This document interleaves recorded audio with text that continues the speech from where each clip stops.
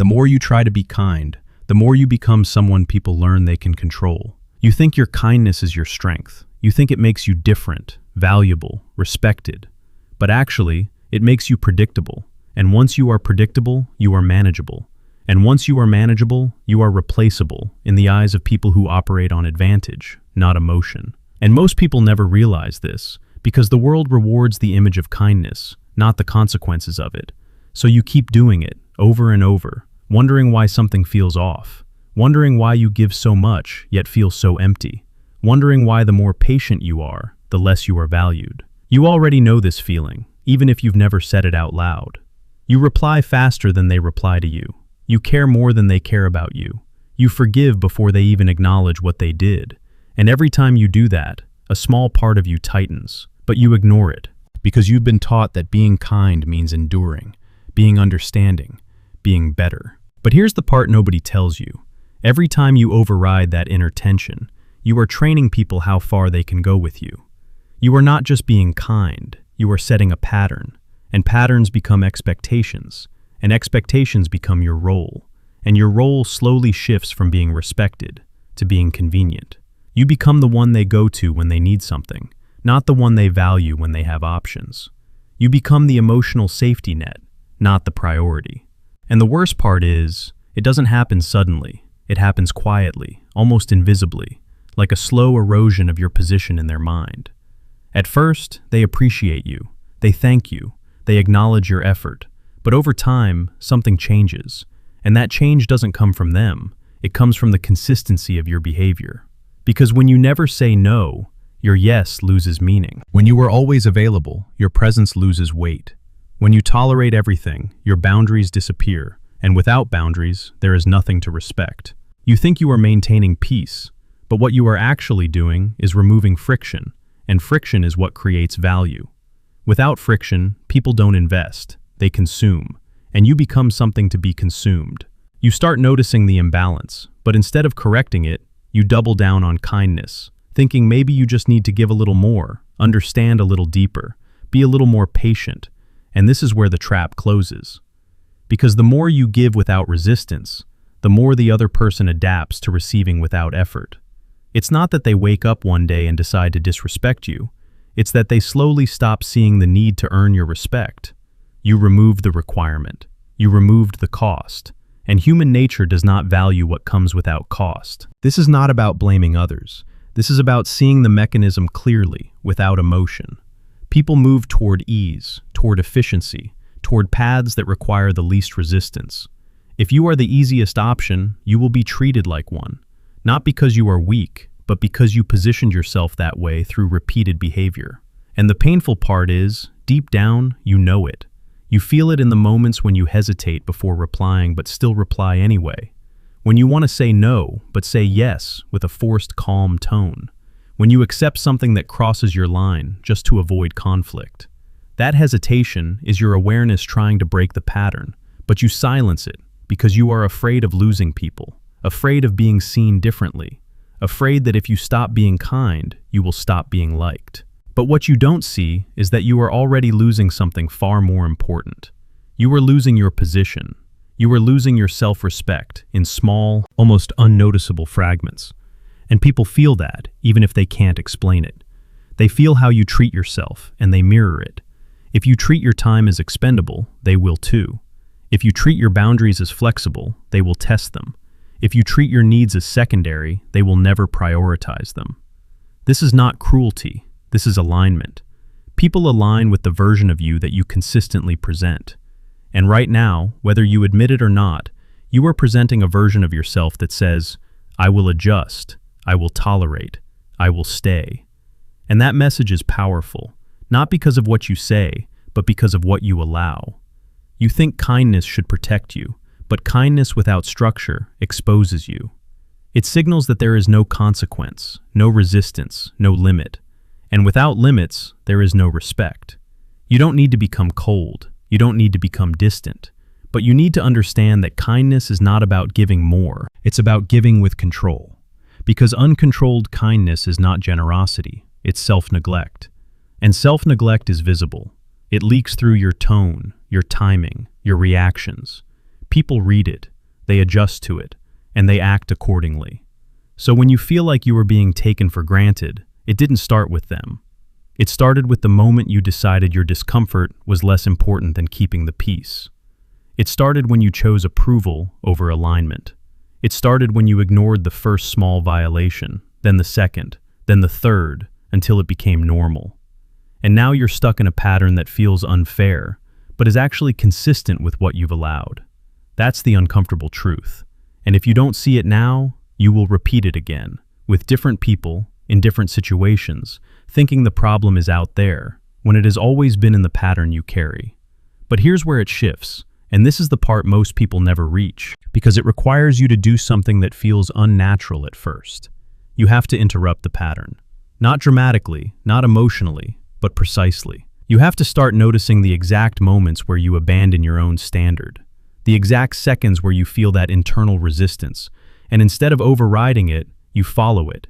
You slow down your responses. You question your automatic yes. You allow silence where you used to fill the gap. You create small points of friction, not to push people away, but to redefine your value. Because value is not declared, it is demonstrated through behavior. And right now, your behavior is telling a story that works against you. So the real question is not, why are people treating me like this? The real question is, what have I been consistently showing them about how I should be treated? And once you ask that honestly, without excuses, without self-pity, you start to see the leverage you actually have. Because the same way you trained people to overlook you, you can retrain them to respect you. But it will cost you something. It will cost you comfort. It will cost you the illusion of being liked by everyone. It will cost you the version of yourself that avoids conflict at all costs. And that's where most people stop.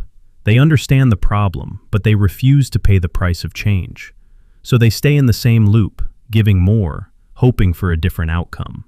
But you're not most people, or at least you don't want to be. And if you're still here, something in you already knows that the way you've been operating is not sustainable. You know that your kindness, as it is right now, is not protecting you, it's exposing you. And if you don't reshape it, it will keep costing you silently, in ways that don't explode, but slowly drain you. So the next time you feel that impulse to immediately say yes, to immediately accommodate, to immediately smooth things over, pause. Not for them, but for you. Because in that pause, there is a decision point. And that decision point is where control either stays with you or gets handed away again. You need to understand something uncomfortable before anything else.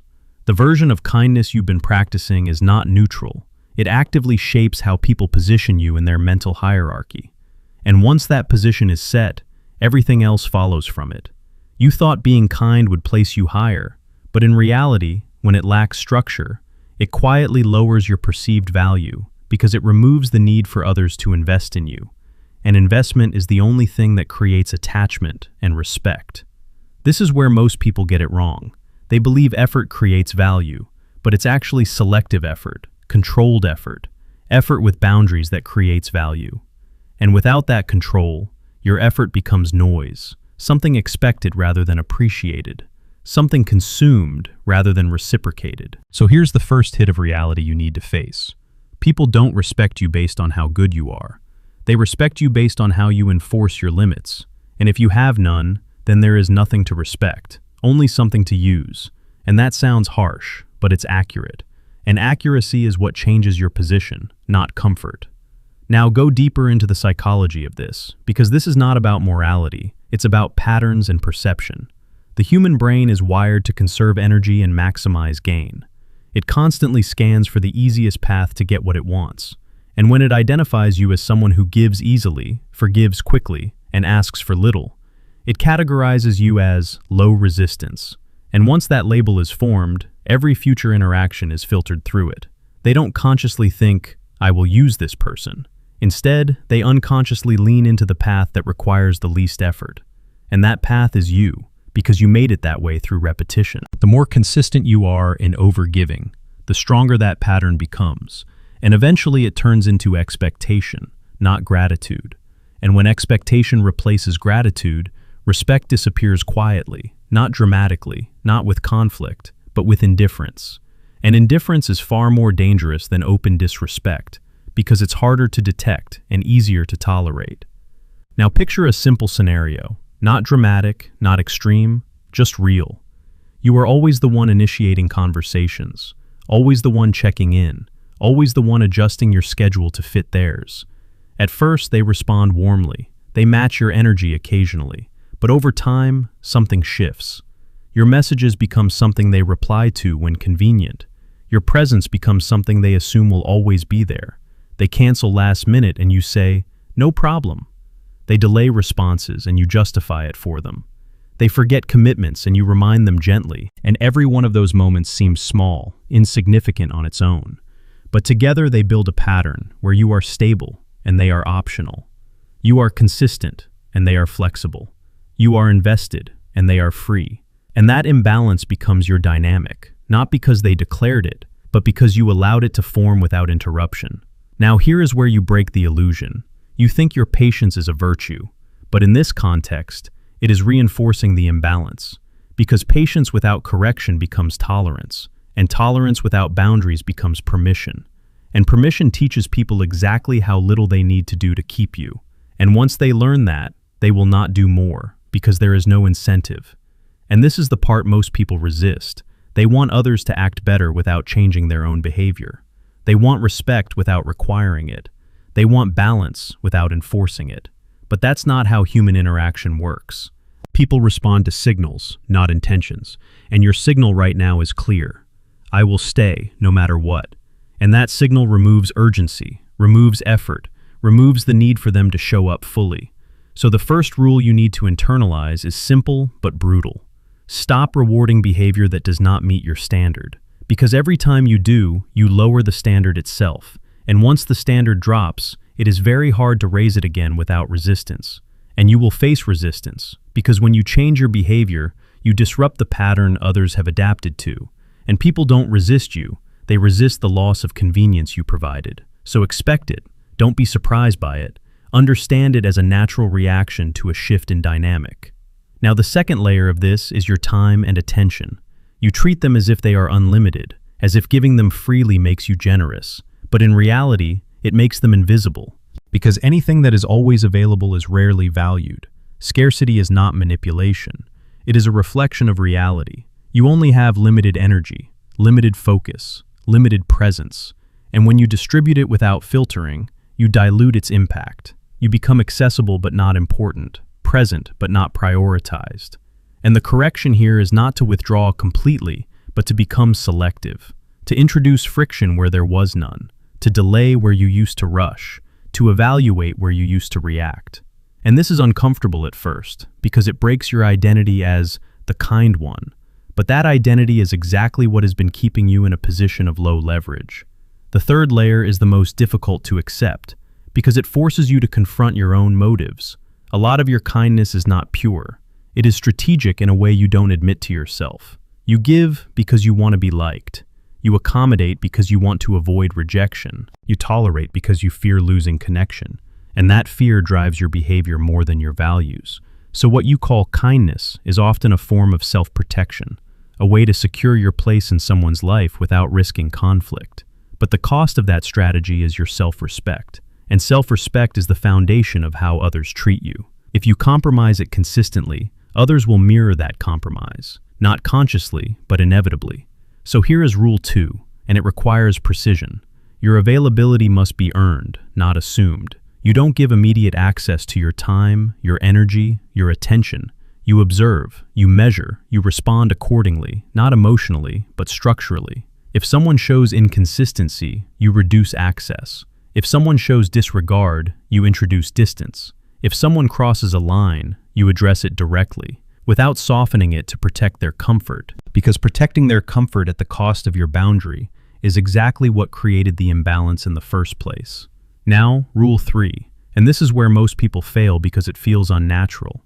You must be willing to create discomfort, not chaos, not aggression, but controlled discomfort, the kind that signals a boundary has been reached. Because without that signal, nothing changes. Silence is interpreted as acceptance, and acceptance becomes the new baseline. So when something is not okay, you say it, clearly, briefly, without over-explaining, without justifying, without apologizing for having a standard. And this is where your internal resistance will be strongest, because you've trained yourself to avoid this moment. But this moment is exactly where your position is redefined.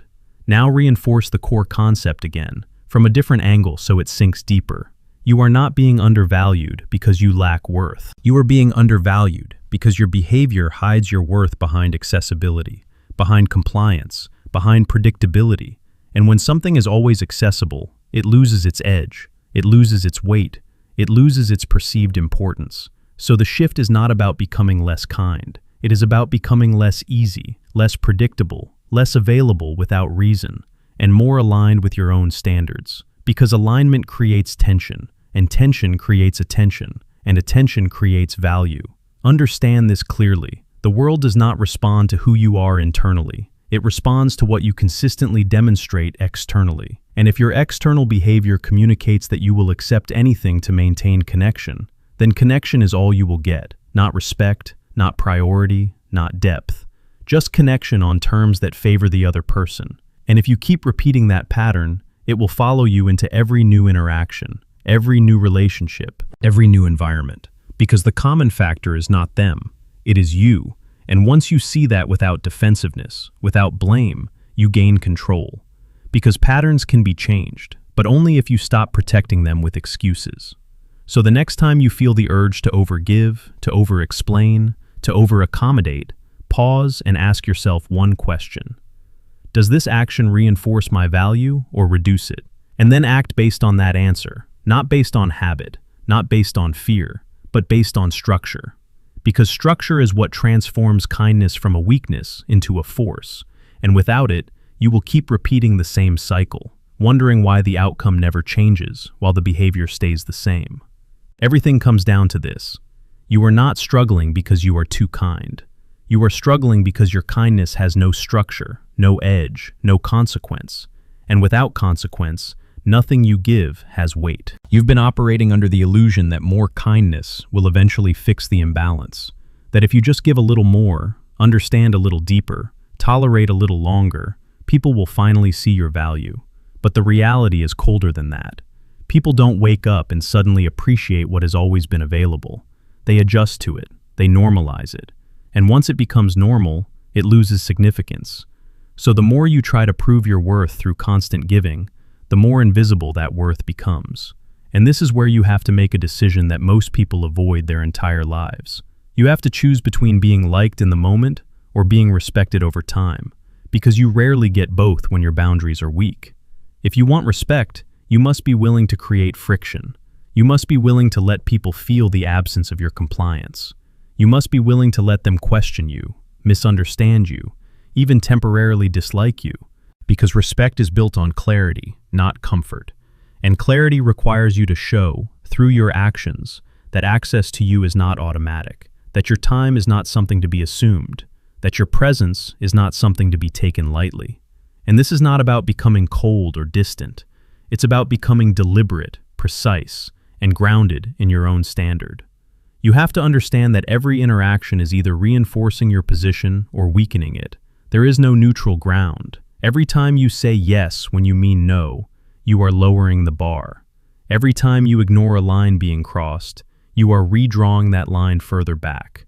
Every time you over-explain to justify your boundary, you are signaling uncertainty, and uncertainty invites pressure.